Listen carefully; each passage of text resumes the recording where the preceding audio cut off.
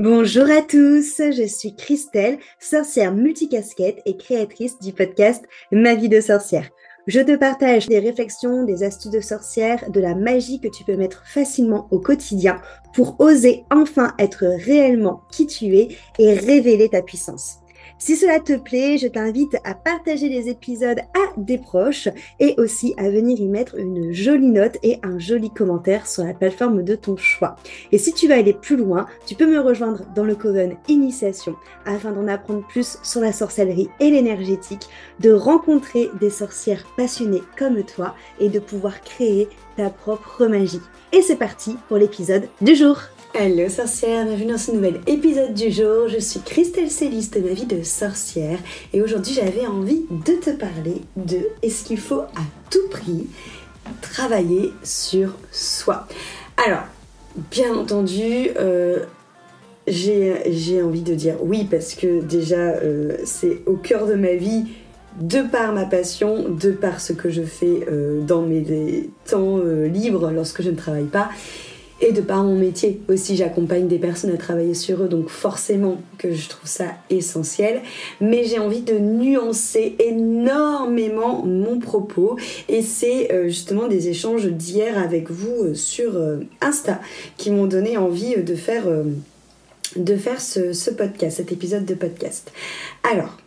pourquoi est-ce que j'ai envie de nuancer énormément mon propos ? Parce que oui, c'est à mon sens primordial de travailler sur soi pour apprendre à mieux se connaître, pour faire en sorte de pouvoir prendre en main sa vie, de pouvoir avoir les rênes de sa vie en main, de pouvoir ne plus être à la merci de nos traumas, des croyances qu'on se raconte, des histoires que notre mental se fait, des blessures qui sont béantes et qui vont du coup diriger en sous-marin nos réactions, et aussi tout le transgénérationnel, tout l'éducation, tout ce qu'on nous a mis dans le crâne depuis toutes les années précédentes, que ce soit par la famille ou par la société. Bien entendu que c'est important de travailler sur soi pour reprendre sa souveraineté et pour être indépendant. Ça, c'est vraiment ce qui est au cœur de mon métier, et c'est pour ça qu'il y a élévation, qui est l'accompagnement individuel, qu'il y a initiation, qui est le coven de sorcières. C'est vraiment cette notion. Et c'est pour ça que pour moi c'est important de travailler sur soi pour reconnecter avec sa puissance, pour pouvoir tout simplement prendre sa place et oser être qui on est en s'assumant totalement, et en fait en faisant en sorte quelque part qu'il n'y ait plus de non-sujet sur soi. C'est-à-dire se dire oui, j'ai cette blessure là. Ok, je la comprends, je sais que potentiellement elle sera toujours là parce que je peux pas la fermer, la colmater, mais j'arrive à vivre avec parce que j'arrive à comprendre maintenant ces signaux quand elle s'active. J'ai des clés pour pouvoir la calmer, pour pouvoir l'apaiser, et surtout j'arrive à voir quand c'est elle qui prend le lead et que du coup c'est plus forcément vraiment on va dire mon cœur et mon âme qui vibrent, mais que c'est elle qui me fait totalement péter un câble parce qu'elle s'active. Ça pour moi c'est hyper important parce que comme je te dis c'est cette notion de souveraineté, et c'est du coup à mettre plus de compréhension sur qui on est, mettre plus de compréhension sur qui on vit, reprendre son pouvoir, amener aussi de l'amour sur ce qu'on a vécu et sur ce qu'on est, et du coup par extension mettre de l'amour aussi sur les gens autour de nous en étant aussi plus compréhensible avec eux, mettre de l'amour sur tout le vivant autour de nous en voyant les choses du coup de manière plus douce, se mêler de son cul aussi et d'arrêter de se mêler du cul du voisin, et du coup finalement tout le monde commence à se mêler de ses affaires, tout le monde commence à mettre plus d'amour et plus de compréhension dans sa vie et donc dans la vie d'autrui, et ça fait que du coup il y a un respect de soi, un respect de l'autre qui se crée, donc un respect du vivant et un respect de la nature par extension. Et ça pour moi c'est vraiment la base de pourquoi il faut travailler sur soi. Mais attention aux dérives. Et je parle des dérives lorsque on veut travailler sur soi pour ne plus pour ne plus être impacté par certaines personnes ou par un comportement de certaines personnes, pour être entre guillemets plus tolérante avec certaines personnes. Alors, c'est carrément ok, si on se rend compte que ces personnes en face de nous viennent citronner, viennent mettre en alerte une part de nous qui par exemple ne pense qu'elle n'a pas le droit d'exister ou tout simplement est dans l'ombre pour diverses raisons, parce que soit on t'a dit justement qu'il fallait pas que tu montres ça parce que c'était pas beau, ça se faisait pas, soit parce que ça a un impact avec tes blessures et que tu te dis par exemple que si tu prends trop de place et que tu parles trop de toi, et du coup les gens vont se dire que tu es égoïste et du coup tu n'auras plus d'importance parce que tu t'occuperas plus des autres et du coup tu vas être rejeté et tu ne seras plus aimé. Ça c'est important dans un premier temps, je suis d'accord. Si tu te rends compte que la base de cette personne qui te met en réaction c'est dû à ça, ça peut être en effet important de aller voir et de travailler là-dessus parce qu'en fait on se rend bien compte que là ta réaction elle est due à une blessure, ok, qu'en fait c'est pas la personne entre guillemets en face qui est à l'origine du fait que ça te met en réaction, mais c'est parce qu'elle vient souligner à l'intérieur de toi quelque chose. Et là oui, ça peut être en effet important de s'observer, de demander ce qui se passe, de pourquoi ça me met en réaction et de travailler sur soi là-dessus pour tout simplement, pas forcément devenir ami avec la personne en face, mais au moins que ça n'ait plus d'impact émotionnel sur toi. Et que du coup, encore une fois, tu puisses reprendre cette fameuse souveraineté en comprenant que si tu réagis comme ça, c'est dû à telle blessure et à telle chose que tu n'assumes pas chez toi et pas dû au comportement de la personne. Et du coup, ça te rend un peu moins pantin, on va dire, face à cette relation et face à ces énergies. Ça, c'est ok. Par contre, travailler sur soi pour pouvoir être moins en réaction ou pour pouvoir accepter une personne qui est à des années-lumière de ce que tu acceptes en règle générale dans la vie. J'entends par là une personne par exemple qui n'a pas les mêmes valeurs que toi, une personne par exemple qui a pu te faire du mal, une personne par exemple qui on va dire moralement fait des choses que tu ne tolères pas. Ce n'est pas à toi de venir travailler sur toi pour accepter cette personne. Si cette personne, par exemple, a été hyper méchante avec toi, t'as manqué de respect. Si cette personne a un moment, c'est quelque chose que pour le coup que j'ai vécu, donc je sais de quoi j'en parle, avec qui tu as eu une relation très toxique, qui a été vraiment malsain avec toi, qui apportait des jugements. Alors certes, c'était ses blessures aussi qui parlaient, ça je suis d'accord avec toi, mais justement, c'est en ça que j'ai envie de mettre en alerte. Personnellement, je suis tellement tombée de fois avant de me rendre compte de ça, dans des relations qui ont été toxiques, qui ont été malsaines pour moi, dans des relations avec des personnes qui manquaient de respect, donc qui clairement dépassaient mes limites, des personnes qui me parlaient justement comme de la merde et me remettaient totalement en question sur qui j'étais, et plutôt que de me dire c'est pas normal que cette personne agisse comme ça sur moi, j'avais plutôt cette réflexion de ok, si cette personne me dit ça et que ça me met en réaction, donc que ça me touche, que ça me vexe, que ça me fasse mal, que ça me fasse pleurer, c'est qu'il faut que je travaille sur moi parce que cette personne vient me citronner, parce que cette personne montre que j'ai encore des blessures et que je suis pas imperméable. Et donc du coup, plutôt que de redonner aussi la responsabilité à la personne en face,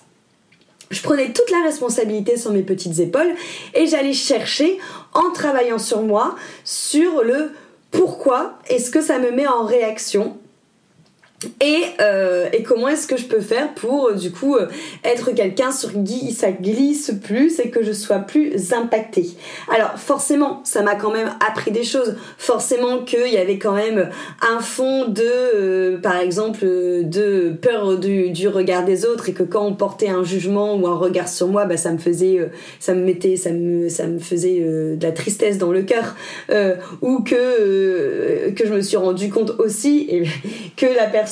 qui était toxique, si elle était comme ça avec moi, c'est parce qu'en fait je m'aimais pas assez et que j'arrivais pas à mettre mes limites. Alors oui, c'est quand même bien d'aller voir ce qui se joue à l'intérieur de toi, parce qu'en fait finalement on retrouve des choses qu'il faut transformer, qu'il faut mettre en lumière et où il faut donner de l'amour. Mais aussi, il y a juste des fois où la solution, c'est de dire merde à l'autre, en fait, tout simplement.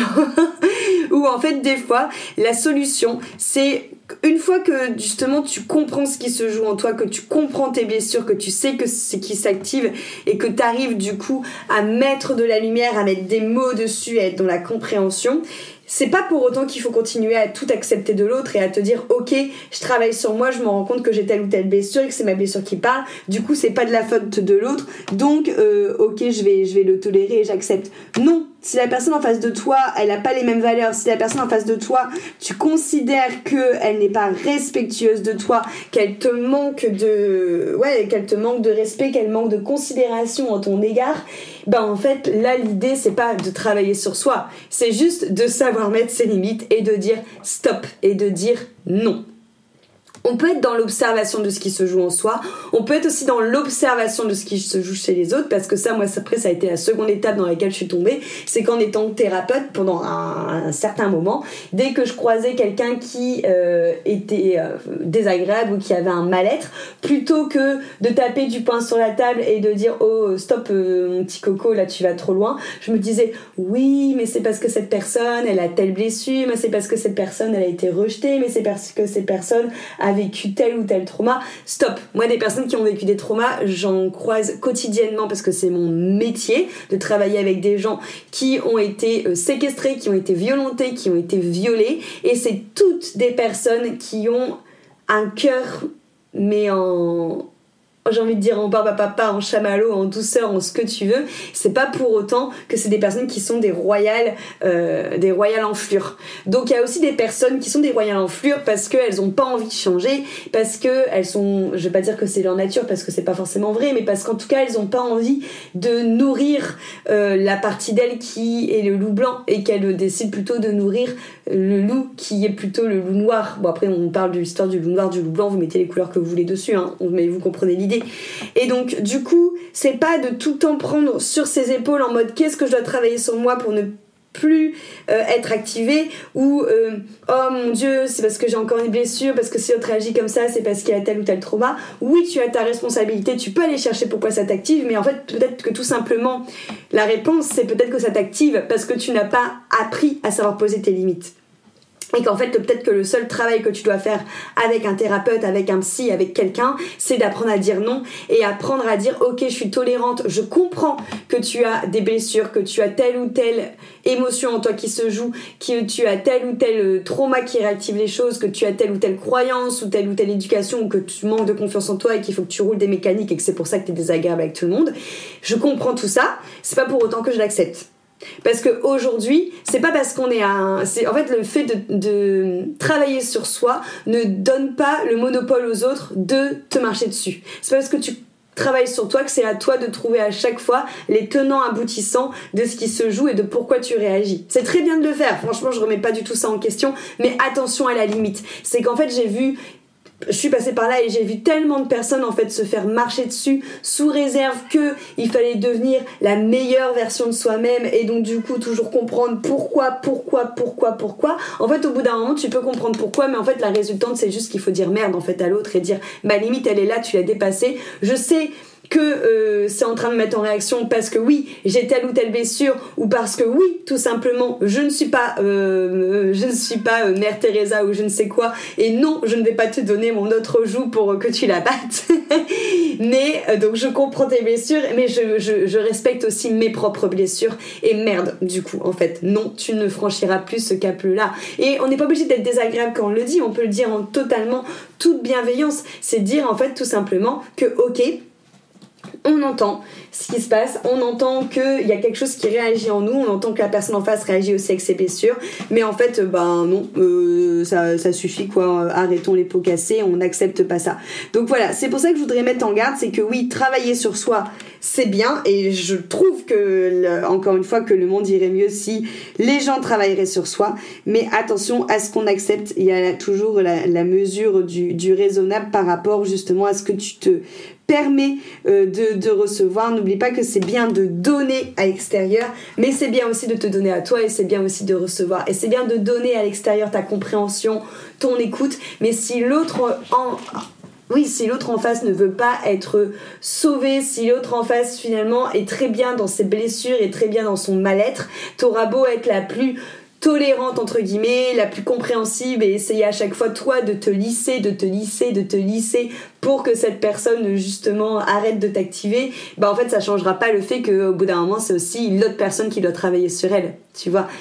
Donc voilà, n'oublie pas que c'est bien de donner, mais c'est surtout bien aussi de se donner à soi et que c'est important de honorer ses limites, de se respecter et de, oui, aller chercher en effet ce qu'il y a